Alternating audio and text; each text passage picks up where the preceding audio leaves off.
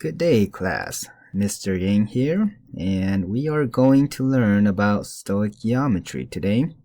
We're going to use our skills in mole conversion, apply it to stoichiometry to determine our reactants and products, how much we can produce, how much we can make of the stuff or the chemicals that we want to produce.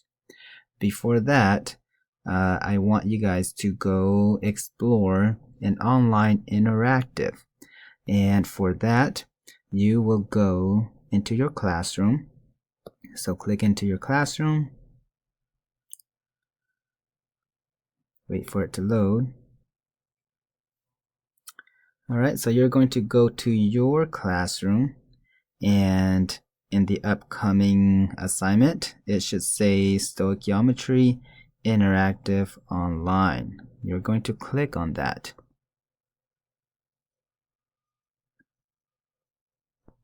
Okay, so you're going to click on this link. Just click on it. It should take you to a new screen with the interactive website. Okay, so if it asks you to allow Flash, just allow Flash to run, and it should give you the online interactive for the stoichiometry. Okay, so now once your interactive website is loaded, you should come up to this page, and what I want you to do is go to the introduction segment, read the introduction about stoichiometry. You have all of the steps and tutorials there, so you may work in your groups to identify all of the steps, follow the directions really carefully. Okay, on the tabs up here, you're going to go to how to, and these are the instructions on how you can manipulate the atoms or molecules to see all of the visual changes. So go through the steps, and once you have read it carefully, you can now go to the interactive tablet, and here where you have reactions, you have the chemical equation, that is the reaction. There are 4 reactions for you to explore. Once you've explored these reactions, so let's say hydrogen plus hydrogen, here you have the options of choosing molecules or grams. So if you choose grams, then it'll give you weight. Gram is mass, which is weight, so you can explore the grams or molecules. In this case, I specifically would like you to look at molecules, of counting atoms or molecules. So you have your reactants here. Your reactants are the stuff that's going to react to produce your product. So at this point, we have 1 hydrogen here, okay, and plus another hydrogen here. So when they go into this reaction, okay, and the reaction is symbolized by this arrow, you have 1 molecule of hydrogen 2, or H2, since there are 2 hydrogens now. So what if we slide this slider? Okay, so now we have 2 hydrogen plus 2 hydrogen. Okay, and when it goes into a reaction, you will get 2 different molecules of H2. So let's go to a different reaction.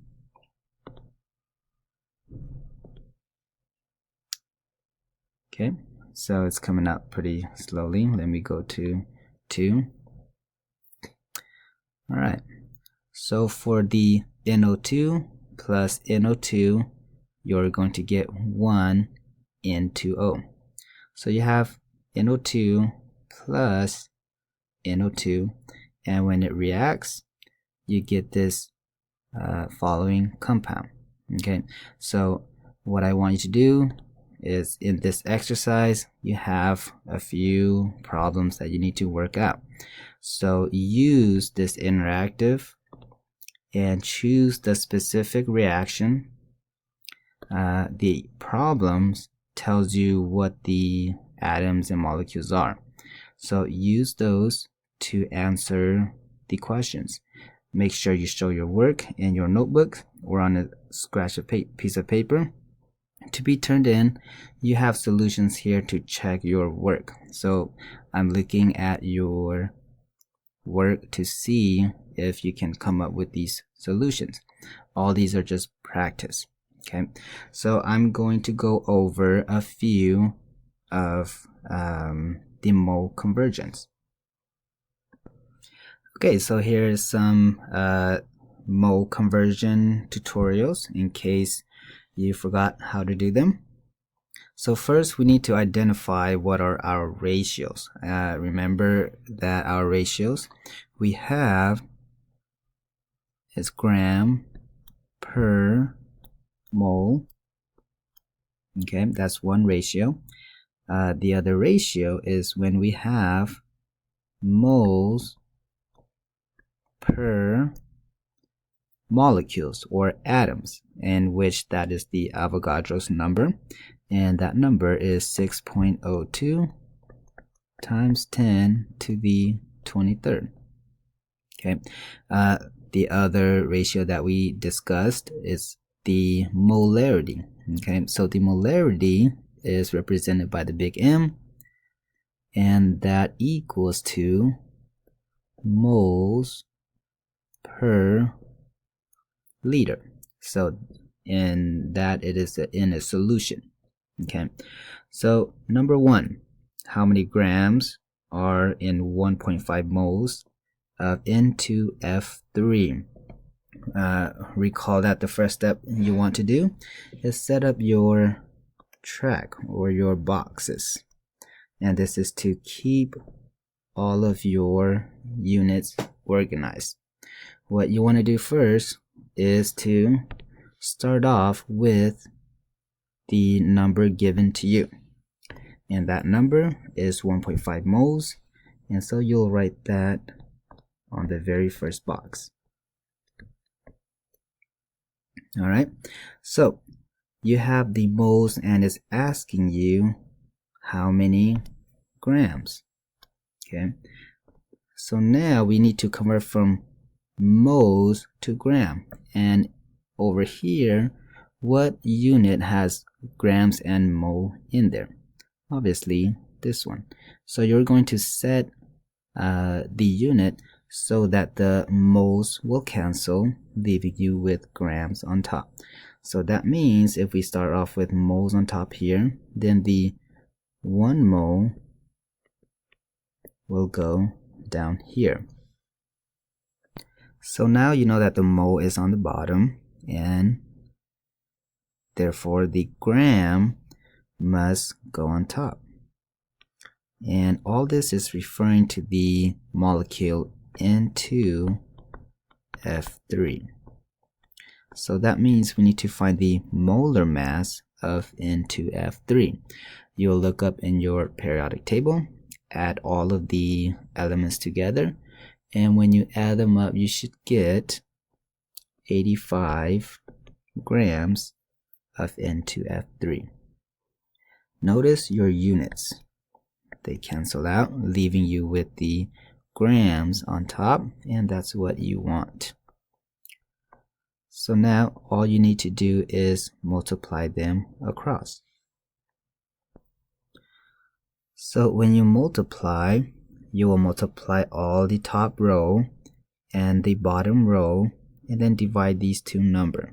So 1.5 times 85, you should get 127.5. On the bottom, if there's nothing there, it's just a 1. So 1 times 1 is just 1. And therefore your answer in grams should be 127.5. And the unit, don't forget your unit, it is grams of N2F3. F3.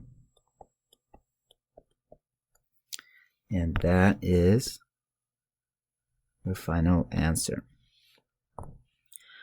Alright, so for the next problem, it is asking you how many molecules are in 4 moles of CO2. So you're going to set up your track or your boxes. The number given to you is what you're going to start off with. So it's 4 moles, and it's asking for molecules now. Molecules, it is referring to the Avogadro's number, meaning how many particles or atoms or molecules are there in 1 mole.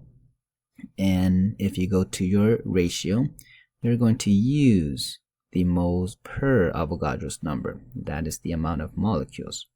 So to cancel the top of mole and convert to molecule, you'll have to put the 1 mole on the bottom and the Avogadro's number, which is 6.02 times 10 to the 23rd, and in this case it's molecules, so we'll put molecules. Make sure we get our units there. Alright, so now notice that the mole cancels out, leaving you with molecules on top, and we can then multiply the top, the bottom, and divide them to get your answer. Okay, so if you multiply them, you should have got 2.408 times 10 to the 24th, and it is in molecules of CO2. And this would be your answer. Make sure you have your correct units.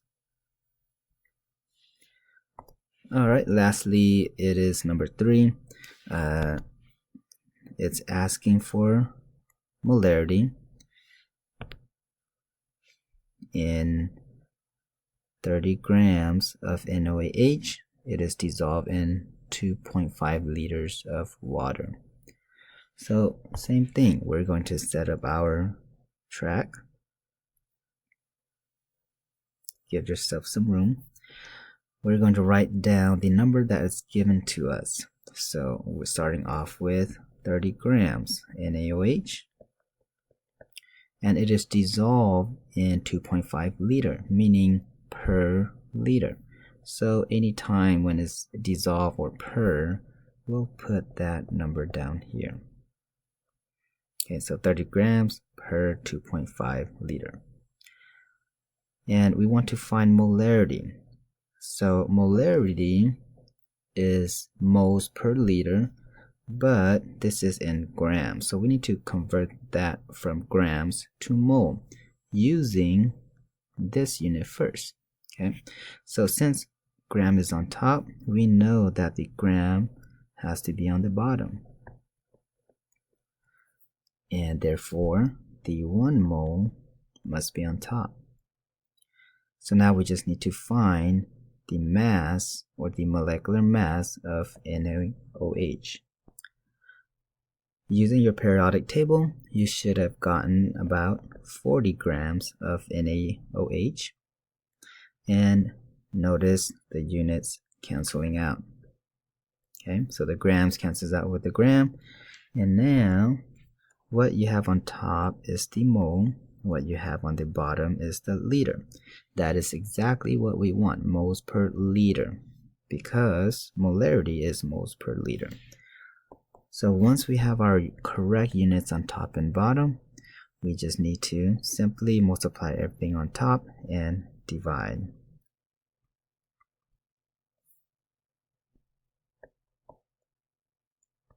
Okay, so 30 divided by 100, that is simply 0.3. And the unit is molarity, which is the big M of NaOH. And that's it for the tutorial.